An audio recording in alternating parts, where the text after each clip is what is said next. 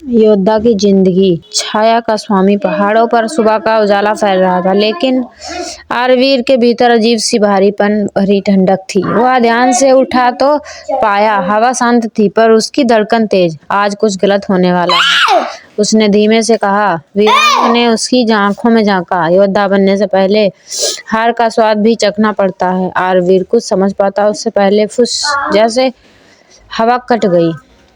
चारों ओर अंधेरा छा गया। सूरज बादलों से नहीं, किसी छाया से ढक गया था। एक आकृति हवा में उभरी, काले वस्त्र, सफेद चमकती आंखें और गले में वही ताबीज। आरवीर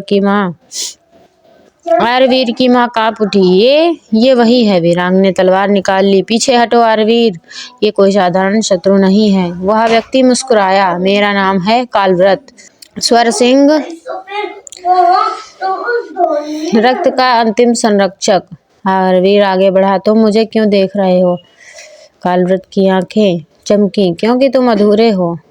वीरांग गरजा। झूठ। आरवीर स्वर सिंह वंश का उत्तराधिकारी है। कालव्रत हंसा। हाँ, लेकिन अपूर्ण। उसने उंगलियां चटकाई।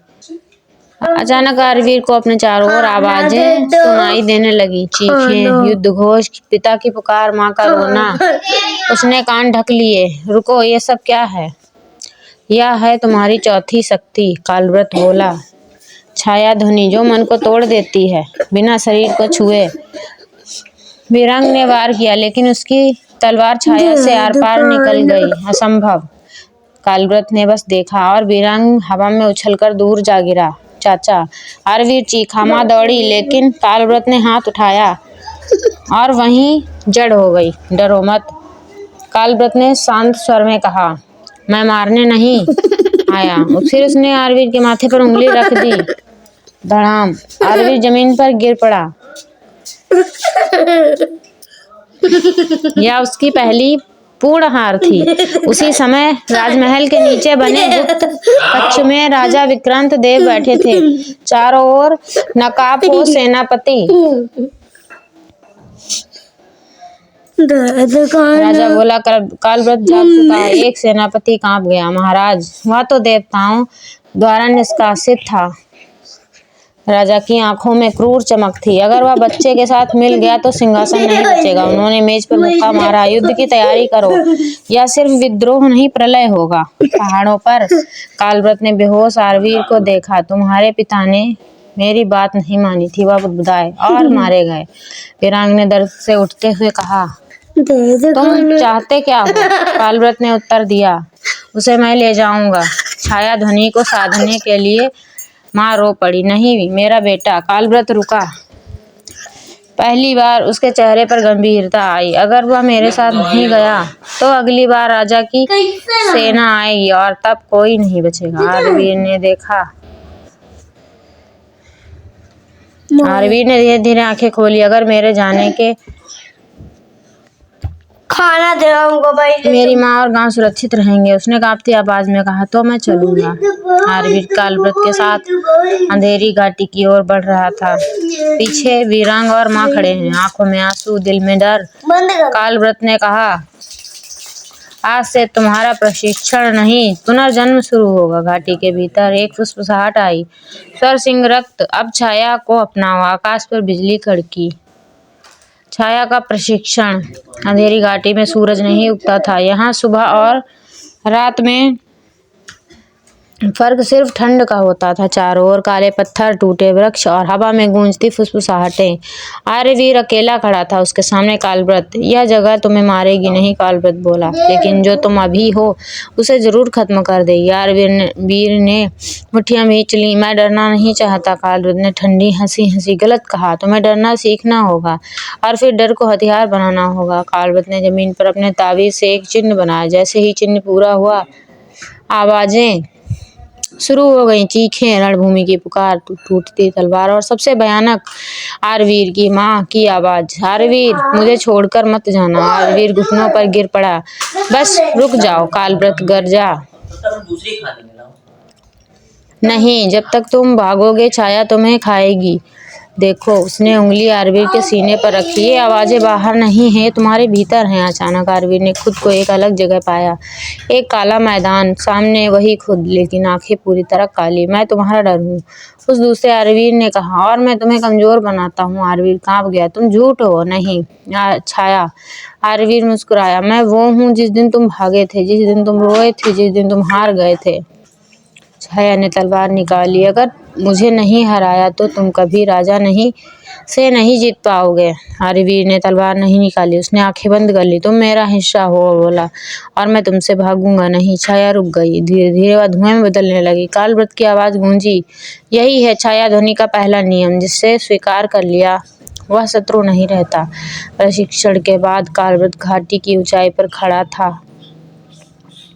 आरवीर पास आया। तुम राजा से नफरत क्यों करते हो? उसने पूछा। कालव्रत की आंखें कठोर हो गईं। क्योंकि राजा विक्रांत देव कभी मेरा शिष्य था। आरवीर सन्न रह गया। मैंने ही उसे शक्ति दी थी, कालव्रत बोला, लेकिन उसने शक्ति को शासन के लिए चुना और मैंने संतुलन के लिए। उस दिन मैंने शपथ ली, अगर स्वरसिंह रक्त फिर जागा तो मैं उसे गलत हाथों में नहीं जाने दूंगा। उसी समय राजमहल में राजा विक्रांत देव के सामने एक काला पात्र रखा गया। उसमें लाल धुआं उठ रहा था। कालव्रत ने बच्चे को अपने पास रख लिया है, एक जादूगर बोला। राजा मुस्कुराया। अच्छा, तो वह वही करेगा जो मैं चाहता हूँ। उसने खंजर उठाया। अब अगली चाल माँ होगी। घाटी में आरवीर ध्यान में बैठा है। उसकी सांसें स्थिर हैं, आवाजें अब फुसफुसाहट नहीं, आदेश बन चुकी हैं। उसकी आंखें खुलती हैं, इस बार लाल नहीं, गहरी काली।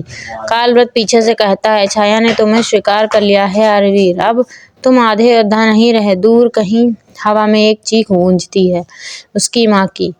योद्धा की जिंदगी, माँ का अपहरण। घाटी की शांति अचानक टूट गई। हवा चीख उठी। छाया कांप गई और आरवीर की आंखें एक झटके में खुल गई। उसके सीने में जलन उठी, जैसे किसी ने उसका दिल नोच लिया हो। माँ, उसके मुंह से बस यही निकला। कालव्रत तुरंत उसके सामने आ खड़ा हुआ। तुमने भी महसूस किया? आरवीर उठ खड़ा हुआ। उसकी सांसें तेज थी लेकिन आंखें शांत। डर नहीं, निर्णय था उनमें। राजा ने चाल चली है, कालव्रत बोला, और उसने वही मोहरा चुना है जो तुम्हें तोड़ सकता है। राजमहल की अंधेरी कोठरी, पत्थर की दीवारें, लोहे की जंजीरें और बीच में आरवीर की माँ। उसके सामने खड़ा था रुद्धकाल। अब उसके चेहरे पर दर्द नहीं, घमंड था। माँ का दर्द सबसे तेज हथियार होता है। वह हंसा, और राजा जानता है इसे कैसे इस्तेमाल करना है। माँ ने आंखें बंद कर ली। अगर मेरे बेटे को छुआ तो ये राज्य बचेगा नहीं। घाटी में कालव्रत ने हाथ उठाया। छाया जमीन पर फैल गई, जैसे दरवाजा खुल रहा हो। ये छाया पथ है, वह बोला, सीधा राजमहल तक जाता है। आरवीर आगे बढ़ा। पर एक बात याद रखो, कालव्रत ने चेतावनी दी, अगर तुमने गुस्से को छोड़ा तो छाया तुम्हें निगल लेगी। आरवीर रुका, फिर बोला, अगर मैंने नियंत्रण छोड़ा नहीं तो क्या मैं माँ को खो दूंगा? कालव्रत ने उत्तर नहीं दिया। अगले ही पल अंधेरा फटा। राजमहल के गलियारों में मशालें बुझ गईं। सैनिक गिरते चले गए बिना किसी वार के। बस आवाजें कानों में गूंजती, फुसफुसाहटें, डर, पछतावा और मौत का एहसास। एक सैनिक चीखा, ये कोई इंसान नहीं, ये तो परछाई है। कोठरी का दरवाजा अपने आप खुल गया। माँ ने आंखें खोली। सामने आरवीर, पर वह वैसा नहीं था जैसा उसने छोड़ा था। उसकी आंखों में अब डर नहीं था। मैं आ गया। माँ रो पड़ी। नहीं आना चाहिए था, ये तुम्हें मार देंगे। आरवीर ने जंजीरें छुई, वे राख बन गईं। अब कोई नहीं। सिंहासन कक्ष के द्वार खुले।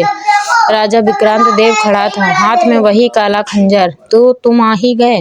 राजा बोला, अच्छा है, मैं खुद तुम्हें खत्म करना चाहता था। आरवीर आगे बढ़ा। उसकी आवाज धीमी थी लेकिन भारी। तुमने मेरे पिता को मारा, मेरी माँ को कैद किया, और अब मेरी परीक्षा ले रहे हो। राजा हंसा। तुम्हारी शक्ति मेरी देन है। कालव्रत की आवाज गूंजी, झूठ विक्रांत। राजा की मुस्कान टूटी। राजा ने खंजर उठाया और उससे काली ऊर्जा निकल पड़ी। अगर तुम मुझे मारोगे, राजा गरजा, तो यह राज्य अराजकता में डूब जाएगा। आरवीर की मुट्ठी बंद हुई। छाया कांपी। हवा थम गई। उसने पहली बार ऐसा निर्णय लिया जो किसी ने उससे सिखाया नहीं था। अगर अन्याय के लिए राजा जरूरी है, उसकी आंखें काली चमकी, तो ऐसे राजा का अंत अराजकता नहीं, न्याय है। आरवीर राजा की ओर बढ़ रहा है। राजा पीछे हट रहा है। पहली बार माँ और कालव्रत दरवाजे पर खड़े हैं और सिंहासन कक्ष की छत पर एक नई दरार उभर रही है, जैसे इतिहास खुद टूटने वाला हो।